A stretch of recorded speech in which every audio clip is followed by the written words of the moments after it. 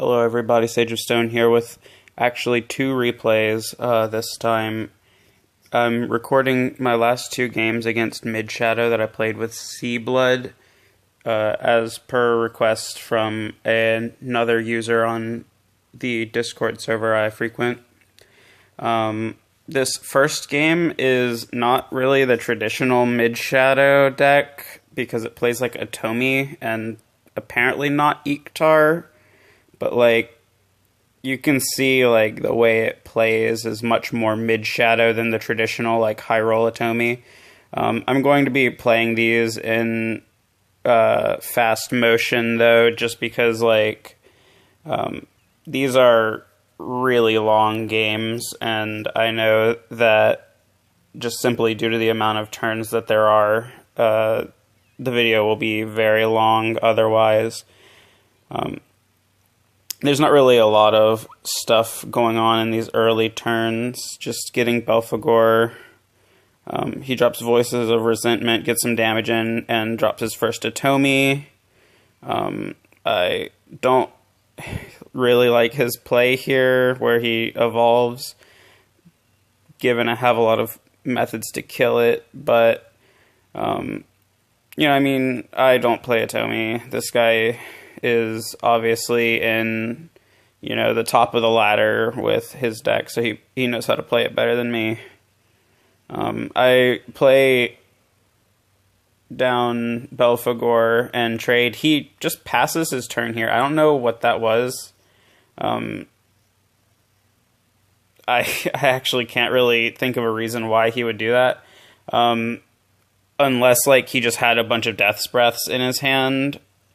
I know that he played a lot of kill spells. He could have had like a bunch of zombie parties and Death's Breaths in his hand and just not been able to play any of them because I didn't have anything out. Which I was pretty lucky. I'm overdrawing cards here, which is really bad, especially considering they're like really good cards. I just got rid of my Blood Moon, which is kind of devastating. You need that to be able to stabilize and still have Vengeance. I decided to not use AoE removal here because, like, at this point I was already on to the fact that he was on more of a mid-range strategy, and I knew that the moment that I blew my AoEs early, he would drop down his Iktar and then just kill me, and that's not what I was looking forward to. So I just Scarlet Saber. I know that I can let a little bit of damage go through here because I'm still well above the Deathly Tyrant threshold. He still doesn't quite have enough shadows. I drop my mask here, and I have to evolve Emeralda because I want to protect the mask. I want the mask to last for another turn. Because that's just a good tempo gain to not be taking any damage to help heal up. But he ends up breaking it anyway, which is fine. I mean, he could have broken it if he evolved, but, like, having him use a, hard kill spell like Dance of Death wasn't, bad either. I forgot to actually fast forward through this, so this is going to be a bit longer of a game than expected. He plays Voices of Resentment, clears my field, and, well, except for my Singer.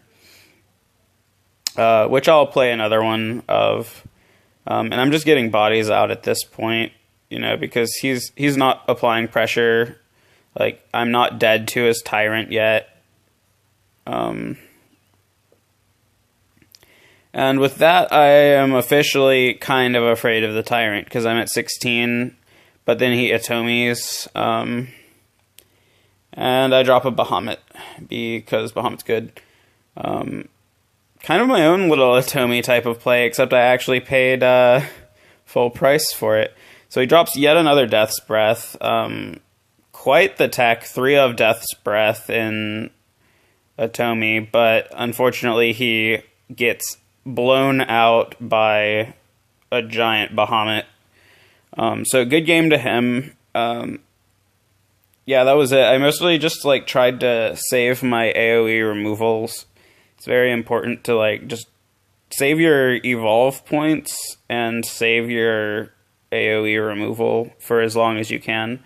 If you can get by spot removing, their board, you can take a little bit of damage. You just have to be careful as to how much damage you take.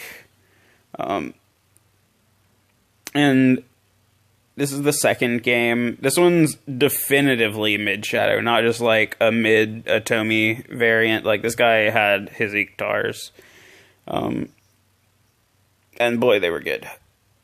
But I decided to keep the Belphegor just because I knew that, like, no matter what the Shadow matchup, if I'm not drawing my cards, I'm going to get out card advantaged and they're just going to kill me.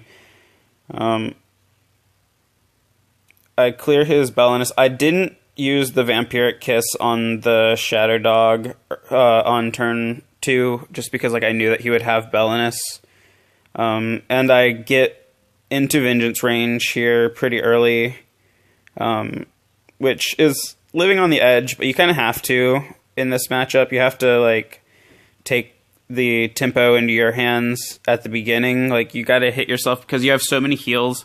If you aren't healing life, if you haven't lost any life and you're healing, that's not really getting you any value off of it.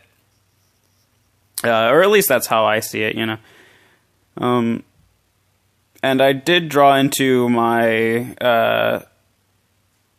card advantage in this game, so that was really good. That was quintessential to being able to stay on top of, Midshadow. You gotta make sure you draw into your Singers or Belphegors and, play them in a timely manner. While also, remembering life thresholds. Because if you're not careful, you will die. And, Thane is really good.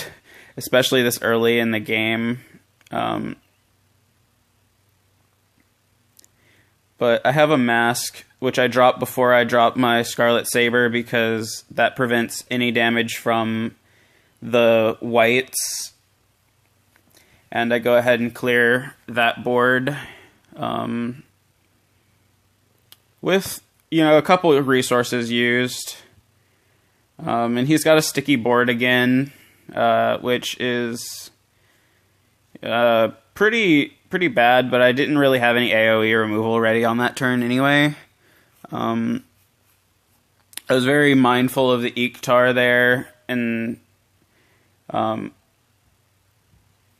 it's really good. It was definitely a well-placed Iktar, because now I am in the only position where I could have actually lost the game, I think, because I Bahamutted him, and I knew if he had another Iktar, I was just dead, because I was, below the threshold. But he didn't actually have an Iktar there, which, that was my one really lucky moment in the game. So I dropped Scarlet. I guess there was also that turn he could have killed me, but, he would have had to top the Iktar there, and I knew that, that what can you do otherwise? But now I've drawn a lot of cards off of this. He's making these trades. He's running himself out of advantage at this point. I clear out that Saber Altar with my Temptress Vampire.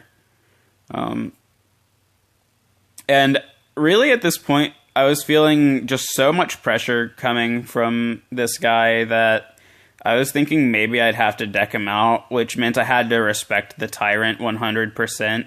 Because if Midshadow goes through their entire deck, they're going to have not only enough shadows for, their Iktars, they're also going to have enough shadows for, the Tyrant. But this guy was definitely a lot more aggressive with his usage of shadows than, a lot of Midshadow players are.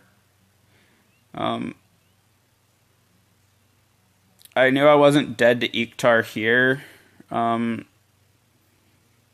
but obviously it's not optimal. But still, even with all this on the field, I'm not going to blow my AoE removal because I knew that I could take my time and just clear his board as much as possible. He drops his Kali, which I don't care about that at all.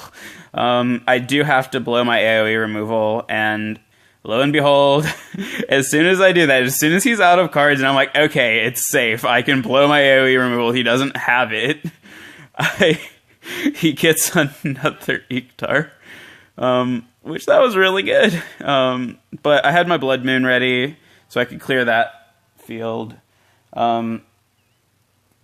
And he, responds back, drops my field, and applies a double Prince Catacomb turn, which is pretty gross. Like, that's, a lot that I have to invest in getting rid of it.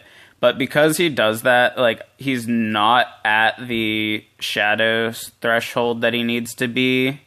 So I feel okay going ahead and just leaving myself at 15 with 2 dudes, even though, like, a Necromancy Tyrant would have killed me there. He didn't, because he used so many shadows early, he was out of range of that, so that was pretty lucky for me. Not really lucky. He used those shadows for something. But he drops an Iktar, which he trades into my Devil of... What is that? Righteous Devil? Yeah, that guy. So I know I can take a Tyrant, and I set up my Mask and Spawn with Azazel ready, and he is unable to drop a ward. He ran through all of his Death's Breaths, and, well, no, I don't know if he ran through a Death's Breath. I don't know. But he had his Saber Altars, and those were gone, so he got Azazeled, and that was the end of that. So those were my games against Midshadow. But yeah, check it out. Subscribe if you enjoyed, and tune in next time.